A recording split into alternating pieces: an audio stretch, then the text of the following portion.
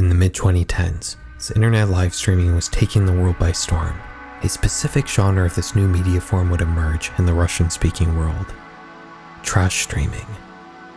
Normally, when watching any content creator on the internet, live streamer or not, you're usually paying attention because you're either interested in what this person has to say or you're intrigued by something they're doing. Maybe you're watching a guy who's really good at GeoGuessr, or you're watching somebody travel through every corner of Africa. Regardless, the relationships you have with the creators you follow on the internet are usually positive. You're paying attention because you like them. But trash streaming flips this idea on its head. People don't tune into a trash stream because they like the streamer they're watching. They're paying attention because they dislike them, and they want to see the creator hurt themselves in some way. These streamers will turn on the camera and follow the directions they get from their audience in exchange for monetary donations. The instructions are often self-destructive in some way, asking the creator to drink a bunch of alcohol, get into physical fights with other people, or physically hurt themselves in various ways. You can see examples of this kind of stream elsewhere in the world as well, like Only Use Me Bleed in the USA and also Daniel Magical in Poland, but nowhere else is trash streaming quite as popular as in the Russian-speaking world. These streamers would be making a lot of money by regularly performing self-destructive acts for the enjoyment of strangers. It's a very dystopian concept. Stanislav Reshetnyak, also known as Stas Replay in the internet, was one of these streamers. He rose to prominence in 2020 for his particularly cruel brand of trash streaming, which mostly involved the horrible things he would do to his partner, Valentina Grigorieva, also known as Valia on the internet. I can't really get into specifics on YouTube, but a normal replay stream would follow this pattern.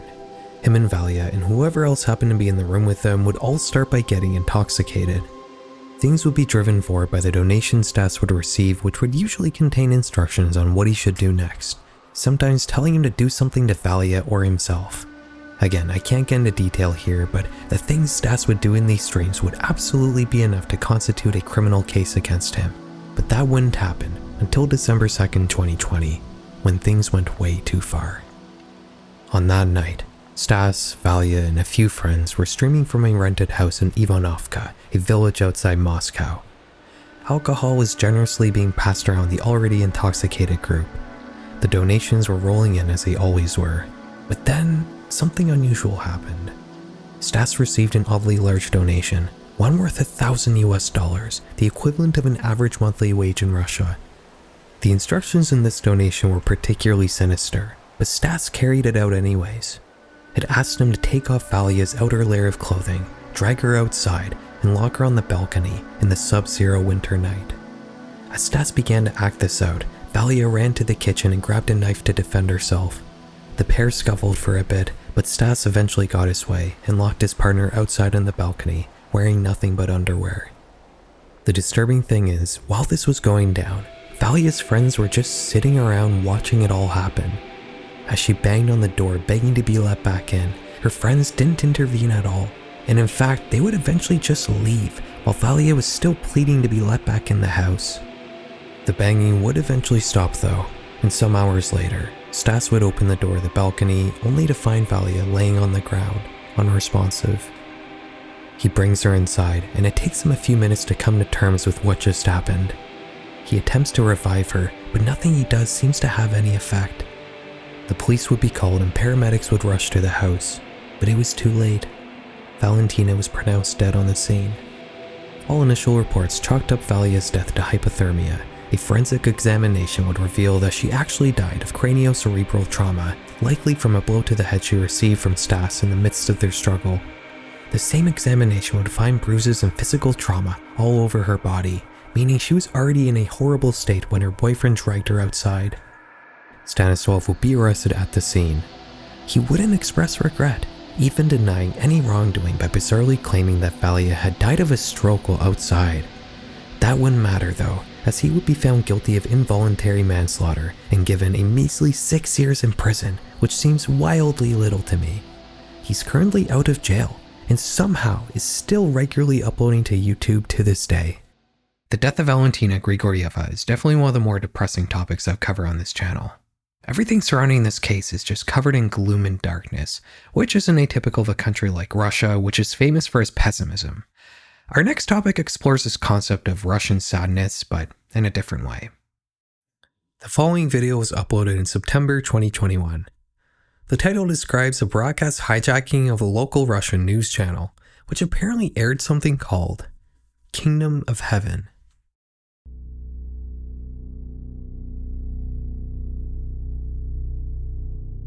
The video starts with some backstory to the incident. The uploader says that they discovered an archival recording of a Kingdom of Heaven segment from their hometown in the early 90s, which was previously considered lost. Although the segment had aired before they were born, it still seemed oddly familiar to them. They decide to show it to their parents, who said that they might have a recording of the original segment on a VHS tape somewhere in the basement.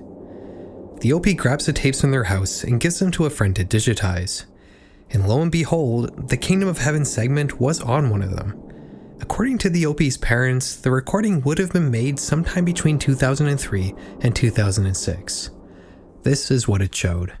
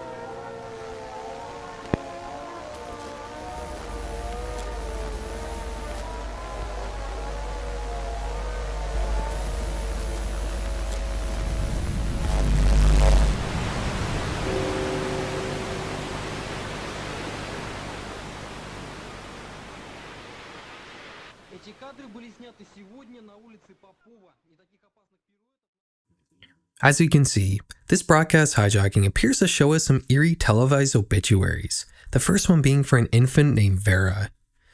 There's a number of hidden and bizarre things about this clip. After the screen of text describing Vera's death, some static begins to fade in and some picture of a man wearing a medical mask appears to just barely peek through the noise. And on top of that, just for a brief moment, we get another screen of text that we can just barely make out. This one reads, "After several days of searching, Vera was found when neighbors began complaining about a strong odor coming from a clogged garbage chute. Her body was discovered among the layers of moldy garbage." We get more of that incomprehensible staticky mess, and again, another hidden screen of text that just barely comes through over the noise. "The cause of death was determined to be blood loss due to laryngeal hemorrhage. Small fragments of crystal glassware and remains of semolina porridge were found in the stomach." Semolina porridge is a popular baby food in Russia, and also, obituaries don't usually go into such detail as to how a person died. In the second obituary, it almost seems like a piece of text is missing, and that's because part of the story is almost unreadable due to wild tracking and noise. This one reads, "On the evening of the the unfortunate day, upon her husband's return home, Svetlana took the car and left in an unknown direction. Soon after, her husband discovered that their daughter, money, and his wife's documents were all missing. After this, we get a kind testimonial, presumably from the husband, saying that they'll meet again in heaven. But instead of the "we remember, we love, we grieve" post-text like we get in the first obit, this one instead eerily says, "I hope you die, bitch." After this, the local news seems to fade back in, and that's when the tape ends. According to the OP, his parents had originally planned to record a news segment filmed at his school that he might have appeared in. His parents thought that the hijacking was probably just some sort of malfunction, either with the TV or the news station. OP back then, merely just a child, was slightly frightened by the hijacking, but luckily didn't read the inscriptions too closely, and his parents didn't let him watch the recording after. According to the OP, no information about this hijacking can be found anywhere. Not on the internet, and not in any sort of local news archives. He ends the video by asking if anyone has any more information. This video is completely earnestly presented. Nowhere does the uploader give any sort of indication that what we're watching is a work of fiction. And, in fact, these Kingdom of Heaven obituaries were supposedly a real thing in Russia in the 90s. As much as it might look like analog horror, these obituaries would apparently sometimes air between TV shows in early post-Soviet Union Russia. The one you're watching right now is supposedly real, and the text here is much more normal for an obituary and isn't describing the violent circumstances of someone's death.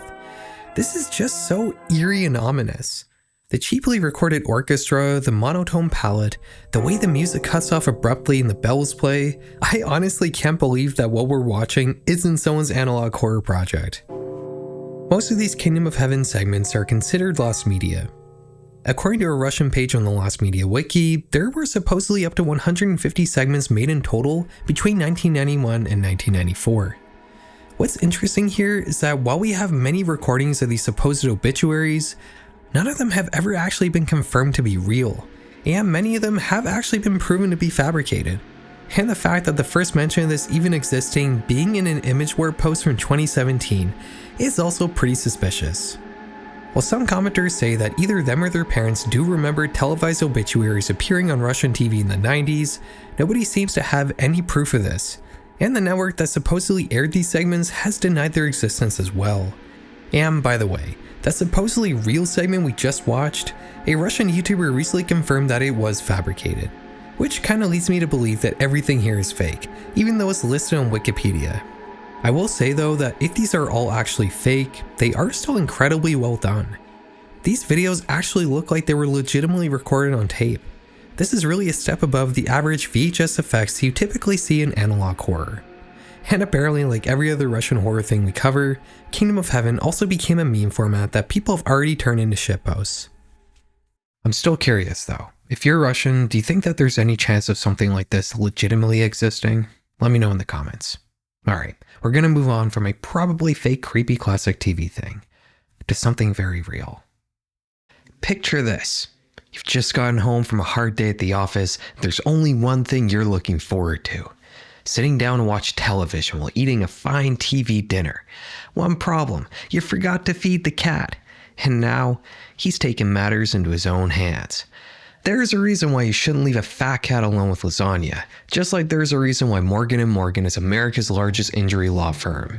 For over 35 years, Morgan & Morgan has been doing one thing and one thing only, fighting for the people with a track record that speaks for itself. When you've received over $30 billion for your clients, you know exactly what it takes to get people the compensation they truly deserve. Hiring Morgan & Morgan is like hiring an army to go into battle. They've got more than 1,000 lawyers and 100 offices nationwide. If you're injured by someone else's negligence, you deserve to be paid. Not all law firms are the same. Hire the wrong one, and you may be beat before you even start. If you're ever injured, you can check out Morgan & Morgan. Remember, their fee is free, unless they win. For more information, you can go to forthepeople.com/feral. Thank you to Morgan & Morgan for sponsoring this video. One thing I find interesting on the internet are the communities that have developed specifically around old home video logo bumpers. like those short little 2-second clips with the production company's logo you'll see before your DVD or VHS gets to the main feature. There are communities completely centered around compiling, telling the history, and even remixing these old home video logo bumpers.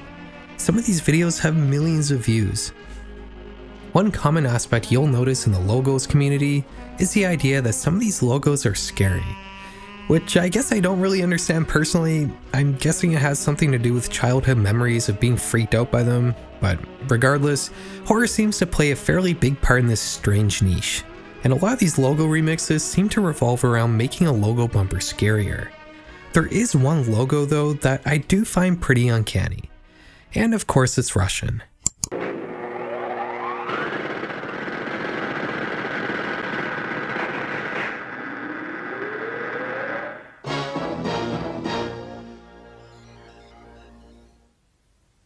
Yeah, if I saw this as a kid, it would definitely freak me out. The statue head looks like something you would either find in some ancient Chinese tomb or some horror claymation movie. The music also seems really out of place for a logo bumper like this. It sounds more like the sort of thing you would hear before a battle starts in a turn-based RPG game. The logo is for a Russian television company called VID, which has been around since 1987. The logo, being as striking as it is, must have been a major success for the company because no matter what article about VID I read, there was always a lengthy section just about the logo bumper.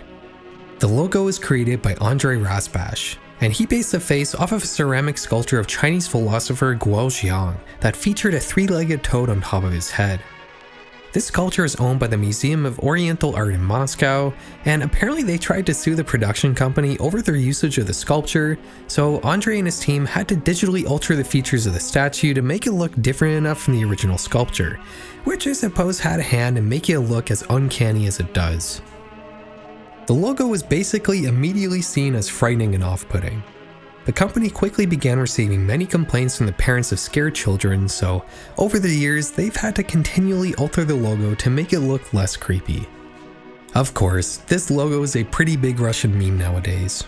You can find countless parodies and remixes on YouTube, and interestingly enough, it seems to have found its way into the Western logo community as well, with many prominent logo YouTubers making videos about it, which I guess might lead one to think that the logo community is not only based around nostalgia. TV hijackings and strange things found on television are both fairly common motifs in Russian internet horror. They are somewhat prevalent trends here in the West as well, but I've noticed these TV-centric themes are particularly popular in the Russian-speaking world, and that was all due to this next topic. The following video was uploaded on August 5th, 2008. The title is in Russian. When translated into English, it reads, SGU TV, July 4th, 2008, effed up.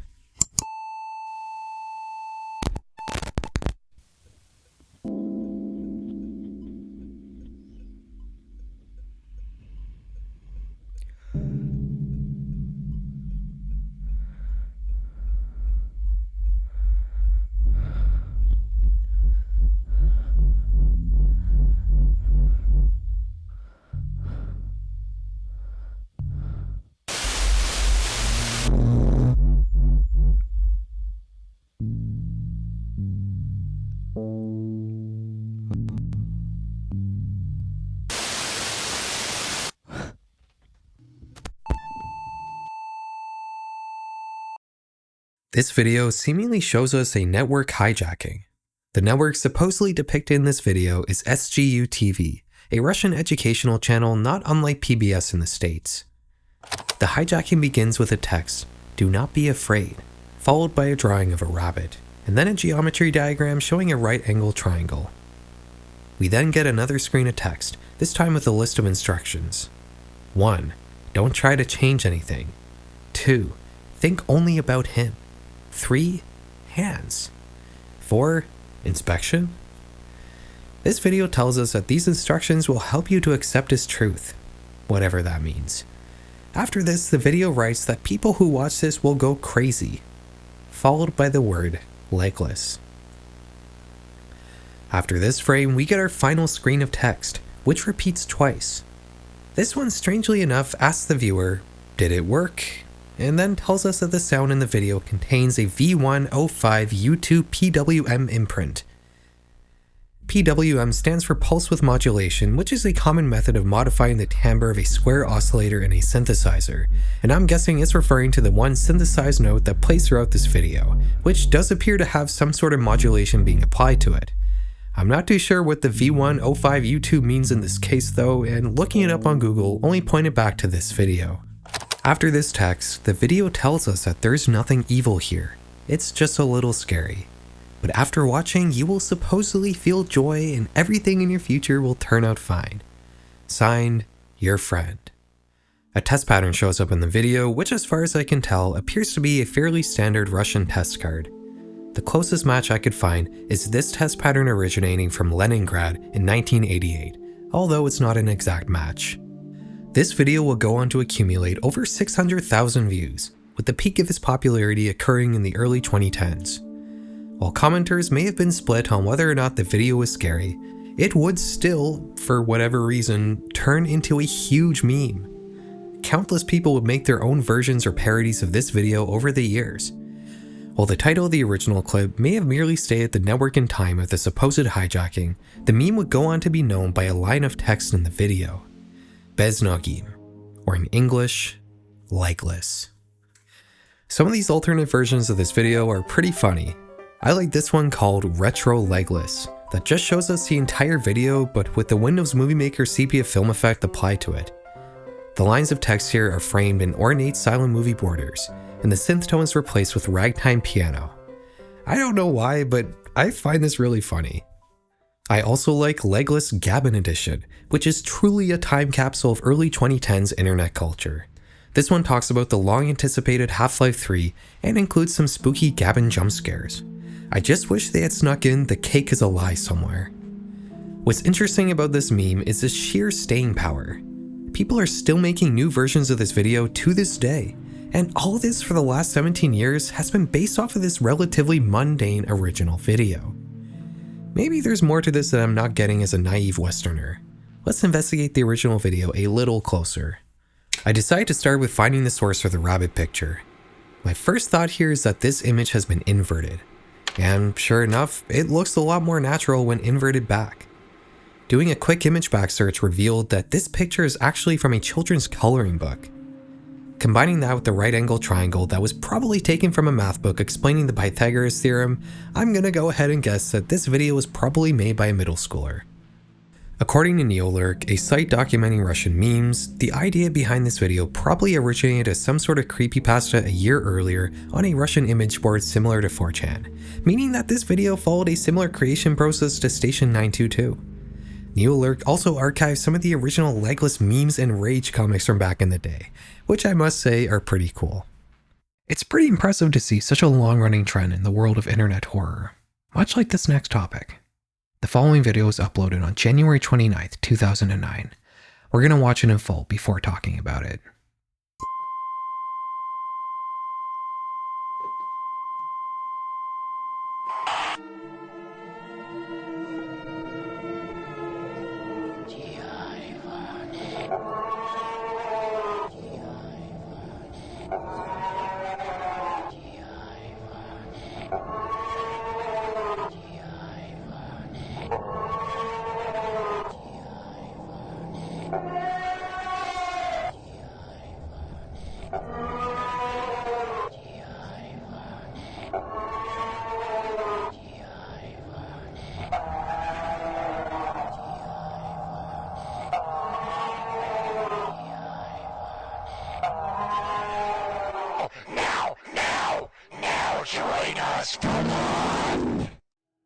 This clip presents itself as a PSA, but not a public service announcement, rather a phantom signal alert.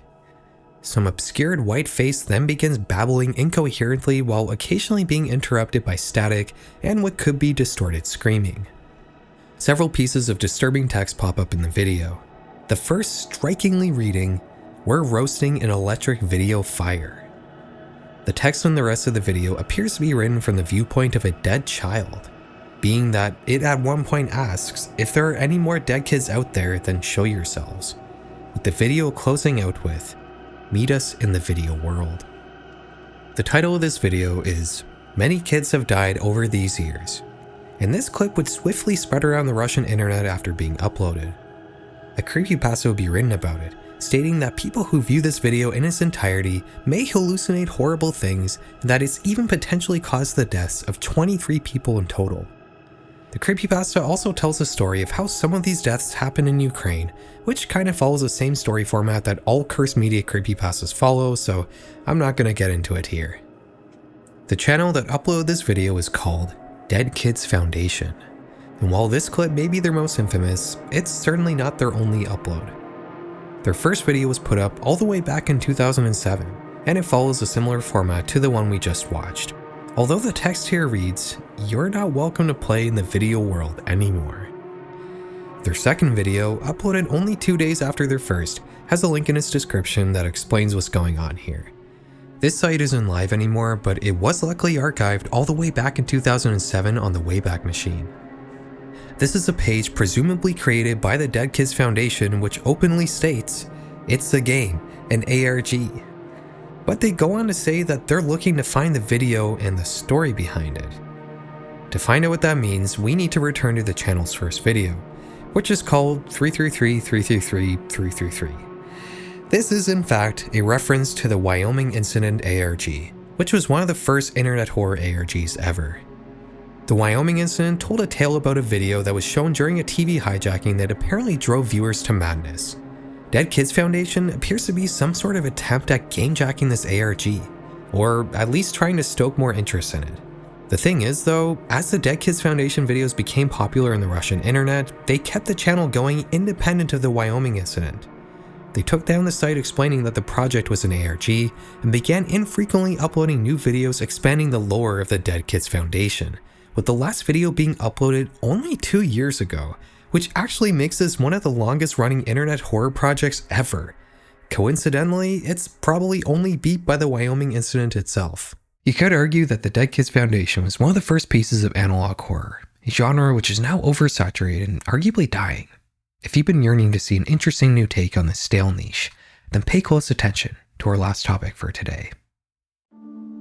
One aspect of Russia that always seems to intrigue us outsiders is the general secretiveness that seems to surround the country. Whenever a government keeps secrets in a public manner, like Area 51 for example, it always becomes a focal point for the public's curiosity. People never stop speculating what horrible or incredible things the establishment may or may not be hiding in these secret areas that are off limits to all but a select few people.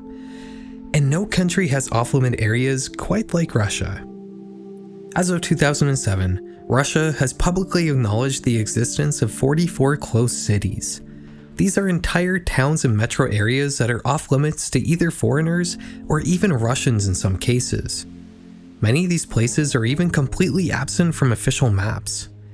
It's believed that not only is the true number of sealed-off areas in Russia substantially greater than the 44 the government publicly recognized, but that the number of closed cities could have been up to 20 times higher during the Soviet Union. Most of these closed cities usually have something to do with Russia's nuclear or space programs, military, or seaports.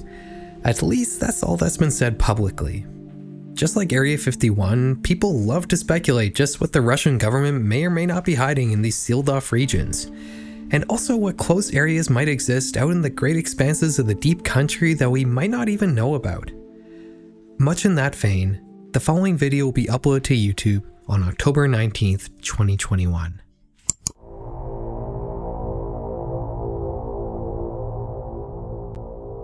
С началом весны нужно быть более бдительным. This clip was supposedly made by EMERCOM, Russia's Ministry of Emergency Situations. It's a PSA intended for the inhabitants of Magnitoshukhtinsk Oblast, a region of Russia that you won't find on any map. The voice in the video reminds viewers to be mindful of the dangers associated with the spring melt, like floods, forest fires, and attacks from the Oplotai as they emerge from their winter layers. The PSA suggests avoiding the forest during this time of year to avoid encounters with these creatures, which are depicted on this sign as some sort of humanoid being with long, wavy limbs. In South Siberian folklore, an Oplotai is a sort of monster that resembles a human being split down the middle, with this one leg and one arm being extremely long and flexible. Supposedly, these creatures wait for travelers in the forest and then jump on their backs and entwine their victims in their long, twisting limbs, choking them out much like a snake would and then feeding on their blood. Being that these creatures only have one arm and one leg, they're quite slow and clumsy on their own. But in some cases, two oplotai can attach to one another to form a much more formidable predator, which is so fast it can supposedly outrun a horse. In the unfortunate case of being attacked by one of these creatures, the PSA advises you what to do. The most important thing is to try your best to stay upright, as the oplotai usually try to knock their victims to the ground. If you do manage to stay standing, you should then try to grab the creature by the neck and squeeze as hard as you can, as this is its weak point. Doing this might shock the creature into letting you go, at which point you should run immediately. When running, you should try your best to pass by trees as closely as possible, as the oplotai will likely get their long, clumsy limbs stuck on them while chasing you. The PSA closes by asking the viewer to report any oplotai sightings to Emercom immediately. The channel that uploaded this clip is simply called 𝐑𝐮𝐬𝐬𝐢𝐚𝐧 Oblast, and it apparently collects and uploads PSAs from the secret region of Russia. The second video on their channel, however, is not a PSA. It's apparently an internal training video for new recruits of Emercom, specifically the ones entering the anti-𝐑𝐮𝐬𝐬𝐢𝐚𝐧 unit. The training begins with the viewer being asked to pay attention to the following clip.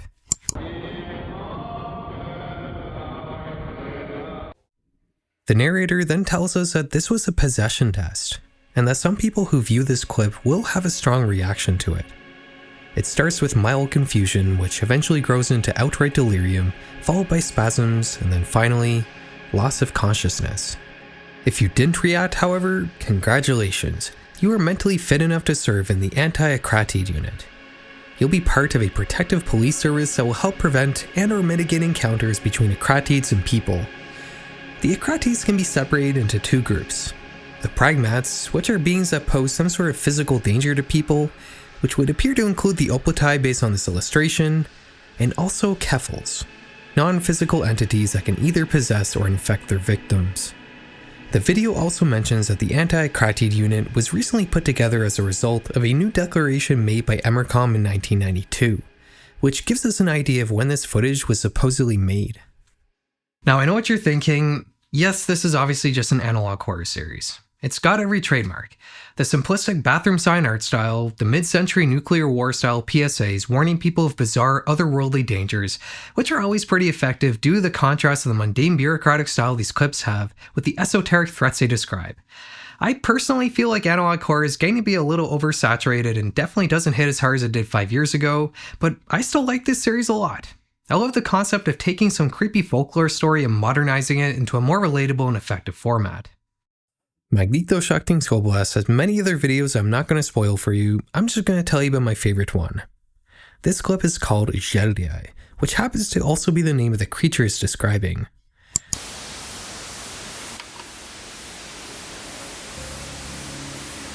Жители поселков Магнитошахтинской области часто жалуются. This one is another PSA, and it opens by telling us a common complaint voiced by residents of various villages in the region. In the winter, people often hear strange sounds seemingly coming from the roofs of their houses at night. This is supposedly due to the 𝐑𝐮𝐬𝐬𝐢𝐚𝐧, an incredibly tall humanoid creature that kinda looks like Slender Man if you stretched him out a lot. The 𝐑𝐮𝐬𝐬𝐢𝐚𝐧 apparently stand next to people's houses during the winter nights to warm their hands by the chimney. The 𝐑𝐮𝐬𝐬𝐢𝐚𝐧 in most cases is apparently a benign creature. They're only there to warm themselves up a little during the harsh Siberian winter. But with that being said, if you do find one of these beings next to your house, you should remain indoors, because the 𝐑𝐮𝐬𝐬𝐢𝐚𝐧 will attack you if it gets scared, usually by whacking you on the head with one of its pole-like arms. Now this PSA was supposedly made in 1993, but in 1994, Emercom would update their guidelines revolving around the 𝐑𝐮𝐬𝐬𝐢𝐚𝐧 and would also make a new PSA. While these creatures were initially thought to be a relatively low-risk pragmat, meaning a creature that poses a physical risk, they have now been reclassified as a higher-risk kephal, a non-physical threat. Now, when you hear the sounds on your roof, you must try your best to maintain conscious awareness of your surroundings. If you feel a headache or nausea, then keep trying to maintain a mindful focus and don't let your thoughts drift. Make sure your windows are all shut tight and your blinds are drawn. Don't look outside. After you've ensured all your windows and openings are covered, call up Emercom and alert them of the situation. Whatever you do, don't go outside, even if the person on the phone asks you to. And lastly, don't believe anything the voices tell you. I think this is analog horror at its best. Having that first PSA set the expectation that these creatures are mostly harmless, and then following it up with that classic vague list of instructions to avoid some unknowable existential threat is incredibly effective. This is the thing that everyone tries to achieve with analog horror. And man, did a lot of people try to copy this series. 𝐑𝐮𝐬𝐬𝐢𝐚𝐧 is probably the most popular piece of Russian horror I've covered. They currently have more than 200,000 subscribers and multiple videos with over 1 million views, with that last video we just covered having 3 million.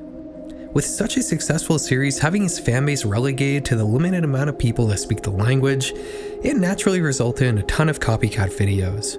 It's pretty amazing just how many people have tried to expand the lore of 𝐑𝐮𝐬𝐬𝐢𝐚𝐧, but it also makes sense. The art style is very simple and easy to replicate. It's not exactly difficult to put together your own 𝐑𝐮𝐬𝐬𝐢𝐚𝐧 video. Remember that short clip I showed you at the very end of my first Russian horrors video? That was in fact a video from my 𝐑𝐮𝐬𝐬𝐢𝐚𝐧 copycat channel, and it had over 1 million views. I don't even think you can really even call these copycats anymore. If anything, I think 𝐑𝐮𝐬𝐬𝐢𝐚𝐧 is almost growing into its own shared internet mythos, just like the SCP Foundation or the Backrooms. But the channel that started it all is more or less inactive. Their last upload is from August 2024, which is apparently just a slightly modified version of a deleted episode from a couple years prior. In a long comment written on a popular English language video about the series, the creator behind 𝐑𝐮𝐬𝐬𝐢𝐚𝐧 would comment that their first few videos were more or less just a test of their video editing abilities, and that they kept the series going when it became popular, but eventually began to get bored with it and didn't want to keep the channel going if the quality was declining, which is definitely a sentiment I think most people can appreciate.